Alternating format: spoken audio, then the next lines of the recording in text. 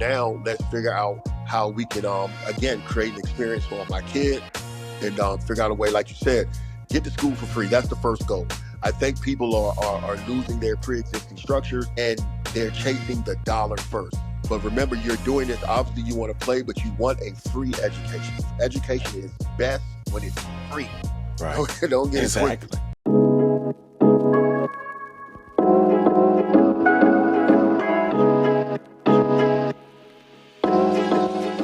Well, welcome to Recruiting from the Bleachers. I'm your host, Michael Strange. And today we are joined by legendary high school coach, Coach Joshua Staley, who has over 20 years of experience in coaching boys and girls basketball, almost 400 wins to his record right now, and multiple state championships, and most recently the District 5A champions for Ridgeview High School. So, Coach, welcome to Recruiting from the Bleachers. Man, thank you for having me.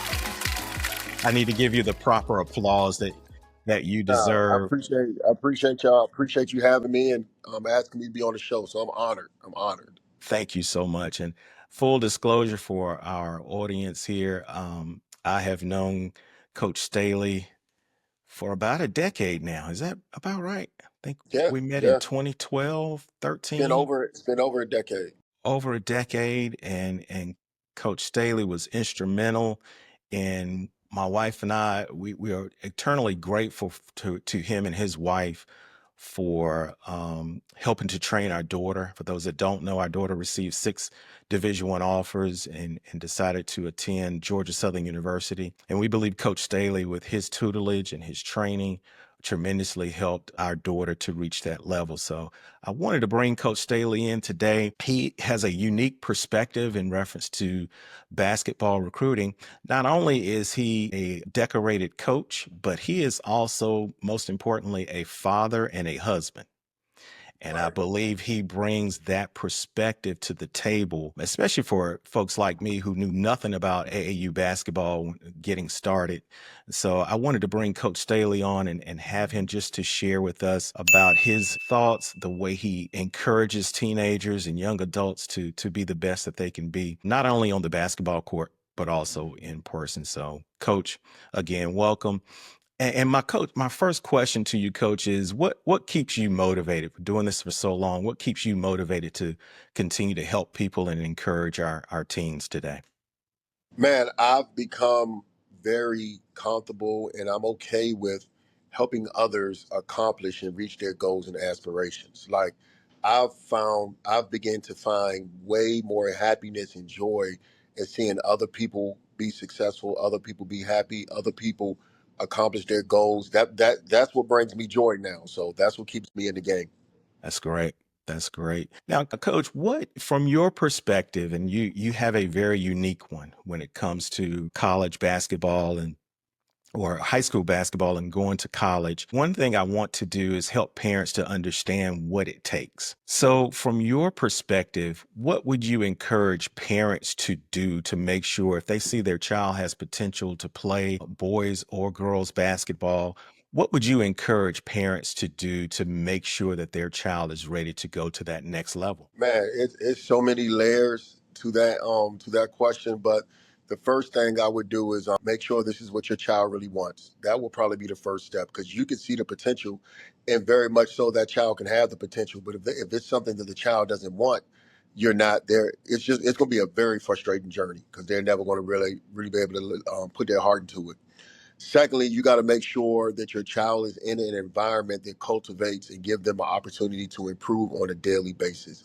See, one of the biggest things in tricking and getting recruited is people think you got to have stats and you got to have what's the word, clout. No, what you have to have is an opportunity to get better every single day. That's how you get recruited. College coaches can see growth. College coaches know when kids are working hard and when they have the right mindset. So secondly, you got to make sure your child is in an environment that's going to promote them to grow on a daily basis. And then third, something that's really big that I think people take for granted, they have to be in an environment that promotes competition. A lot of people think they have to go somewhere where they can play right away and get a bunch of minutes and do whatever they want. No, they have to be able to compete, because the next level is just sincerely about competition. You're going to compete on a daily basis. You might be better than someone one day, the next day they can be better than you. You might have to hurry up and wait. You might have to be patient. You might have to be mentally tough. But you learn all of those things through competing on a daily basis. So you have to be in an environment that's going to compete. That's excellent. Excellent. So, Coach, looking at this from an AAU perspective as well as a high school perspective, what role do high school coaches play in helping athletes get recruited, and how can parents build a better bond, a relationship with their high school on the high school level? So what we do, I try to educate my parents on. We call it a circle. The high school and the high school coaches and the travel ball organizations have to work closely together in order for that child to be successful. Our job as the high school coach is more of a humble job, because we have to do all of the work behind the scenes and not get any of the glory for that child's development. And what I mean by that is, because though college coaches come to your school, if you communicate and let them know, the bulk of the evaluation is going to be during the live periods when they play for their travel ball team. Thus why the bulk of the travel ball teams get the glory and be like, oh, we got kids in school. I'm completely fine with that. I'd rather keep my head down and help kids get better. As a high school coach, it's our job to develop that kid year round. That's it.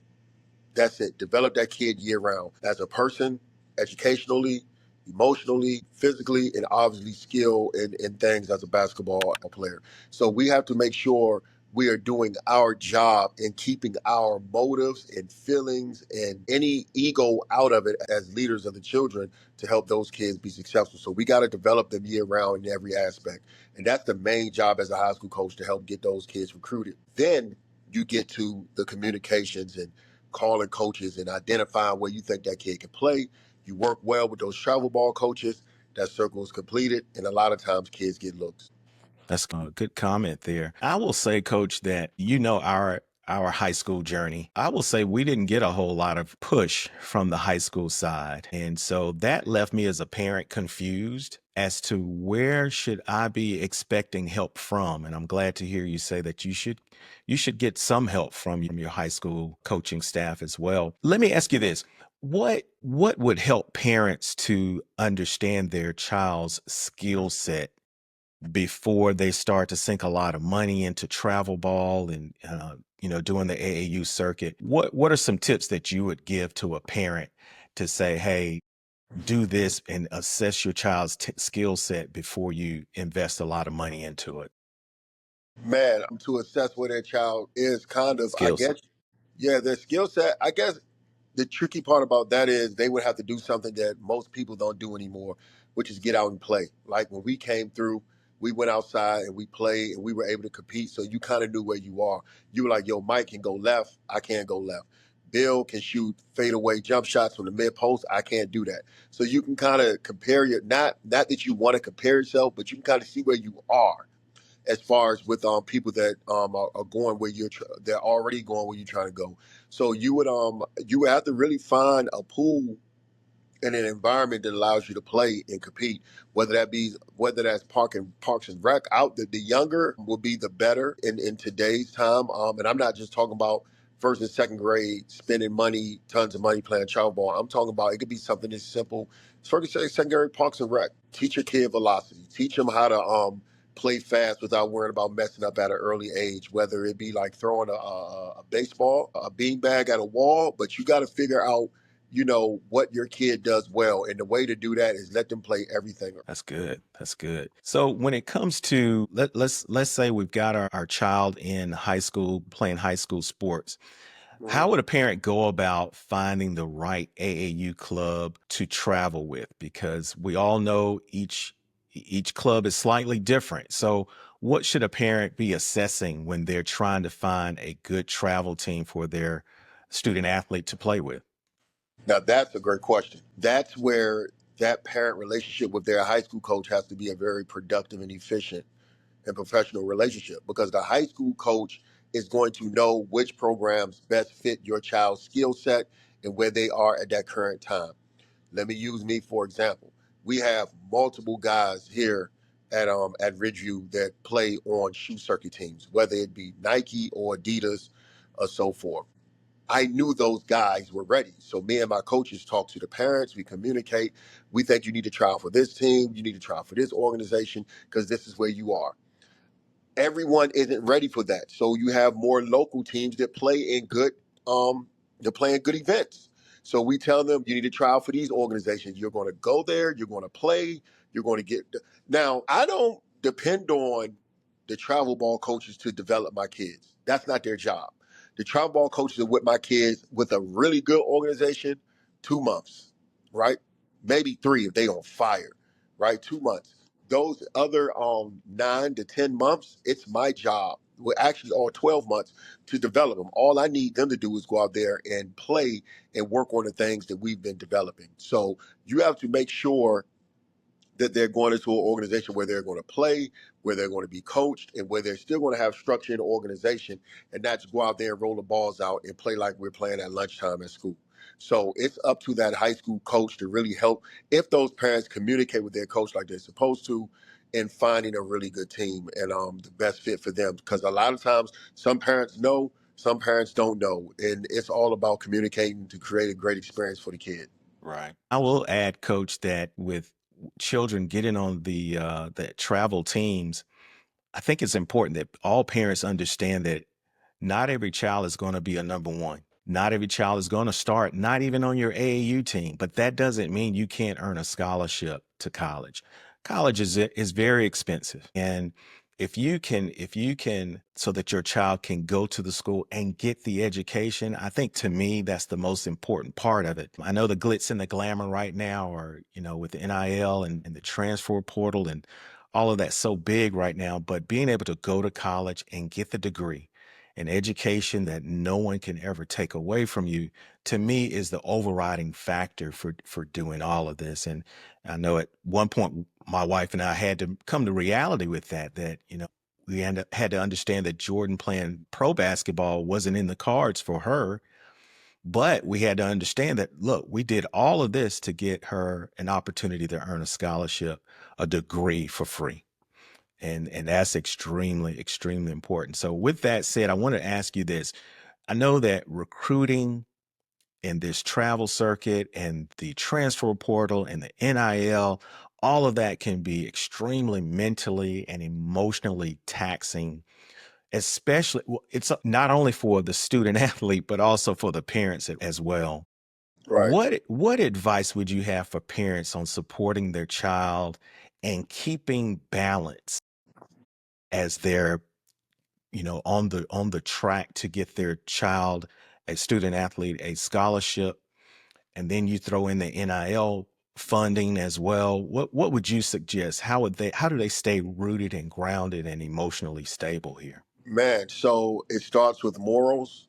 You got to have strong family morals. We use our faith to keep us together. Our faith in God and Jesus being our personal Lord and Savior. That's what we fight for.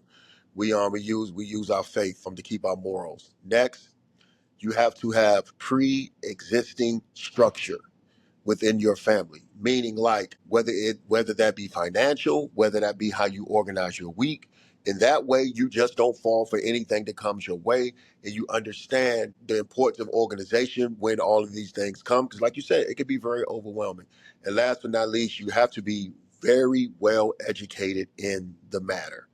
All right, like be educated in it. Get up, pick a book up, and read. Now you don't even have to pick books up anymore. You can just go on the internet and read and get yourself well versed in it. So when that overwhelming rush of NILs, trying to get recruited, trying to get offers, trying to take these visits, the difference between a unofficial visit and official visits, you're well educated in it and you know how to organize your way. So I got my morals, I got my faith. So I'm not going to sell my soul for anything. All right, just not anything. I have my pre-existing structure, meaning like we not going to fall for anything. Like you just can't throw $10,000 at me, and I think that's the best thing in the world because I've already seen what that money can do and what we can get from that dollar amount. And last but not least, I am very well educated in the field. So now let's figure out how we can again create an experience for my kid and figure out a way, like you said, get to school for free. That's the first goal. I think people are losing their pre-existing structures and they're chasing the dollar first. That's fine. chase the dollar, figure out a way to change the livelihood of your family and the lineage of your family. But remember, you're doing this. Obviously, you want to play, but you want a free education. Education is best when it's free. Right. Don't get it twisted. Exactly. So and you want to learn, you want to get developed. So we got to kind of get back to that. But the wave of the mighty dollar has people all over the place right now. It does. It does. And I'll tell you from my career as a banker, I'll tell you from my perspective, people get access to a lot of the funds, but knowing how to manage money is a totally different beast Yes, altogether.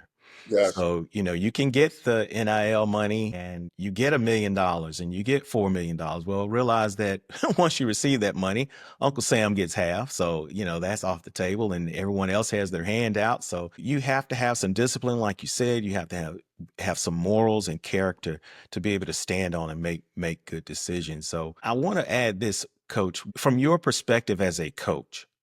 How should parents and athletes approach communicating with their high school coach, the travel ball coach, and college coaches? Because communication today is so different, has changed so much over the last 10 years. What are some tips that you can provide to our parents on how to best communicate on the high school level and the college level and with their travel team coaching as well? Talk to your high school coach first. Figure out what's that high school coach's plan to communicate with college coaches for your child. Because, like I said, though the travel ball coaches get a lot of the recognition for getting the kids the exposure, it's the high school coach's job to expose those kids also. Are you planning the correct events? Are you communicating with college coaches? So communicate with your high school coach and respectfully ask them, hey, what's your plan to develop my kid and get them the best opportunity to be seen by college coaches? Some coaches will be like, hey, I don't do a good job at that. I think you could productively communicate and maybe find an environment that's better. Once you establish a healthy relationship with your high school coach, then you get with your travel ball coaches and you let your travel ball coaches know, hey, Coach Staley over at Ridgeview does this for my child. He's okay with communicating with you, working with you to do what's best for my child. And then now we're working on completing that circle. And then the high school coach, the travel ball coach are both working towards getting the proper communications to the college coaches, and everyone's working together. So that's a stronger stream in line of communication to the college coaches. But it starts with, like you said, proper communication. I walked into my son's travel ball practice yesterday, and the director was talking to two other parents. He wasn't even talking to me. I just walked up on a conversation. And the conversation was, give me two of your best game films so I can start sending it to the college coaches, because that's what it's all about. That's what directors do. I've been spoiled where I've been blessed to have really good organizations for my sons. And I'll name those organizations. I give them some love. They started out as little boys with the Rebels, Richard County Rebel with Kenny Hunter and those guys. And then the last couple of years, my sons have either been playing with the Upward Stars or Team Unleashed. And both of those organizations, even well, all three, but as they got older, obviously the Upward Stars and the Team Unleashed has been who my son's been playing with. They do a great job of communicating with the coaches. And I know a lot of organizations, they do a really, really good job of that. So Good. communicate with your coach, figure out a plan. Y'all come up with a plan that's going to help you promote your kids' success. Communicate that same plan with the travel ball coaches, get their plan, get the high school and the travel ball coaches on the exact same page, not the same book, the same page. Because it's not about, don't stress the kid out and make that kid feel like they have to choose. Right. Don't do that. Don't make that kid choose between loyalties of travel ball and high school. We're all working together, son or daughter. We want you to do well. It's not about us right now. And then bam, strong line communication with the college coaches. And it's usually a beautiful thing. We got 4 seniors this year. 3 of them wanted to play at the next level. All 3 of those guys wanted to play at the next level, have somewhere to play coming Awesome. when August shows up. Awesome. But that's because of great communication between high school, travel, and obviously, we got it to the college coaches. That's great. That wraps up another episode of Recruiting from the Bleachers. I'm your host, Michael Strange, and I appreciate you tuning in. Be sure to join us next week for another insightful conversation. Stay connected with us on Instagram, Spotify, and YouTube at Recruiting from the Bleachers. Like, share, and follow to keep up with the latest updates. And don't hesitate to leave your comments and questions. We'd love to hear from you. For a deeper dive into basketball recruiting process, check out our book, Basketball Recruiting, A Parent's Perspective, available now on Amazon.com. Parents, remember, from the bleachers to the big leagues to the boardroom, let's keep cheering and steering our student athletes towards success. We'll see you next time.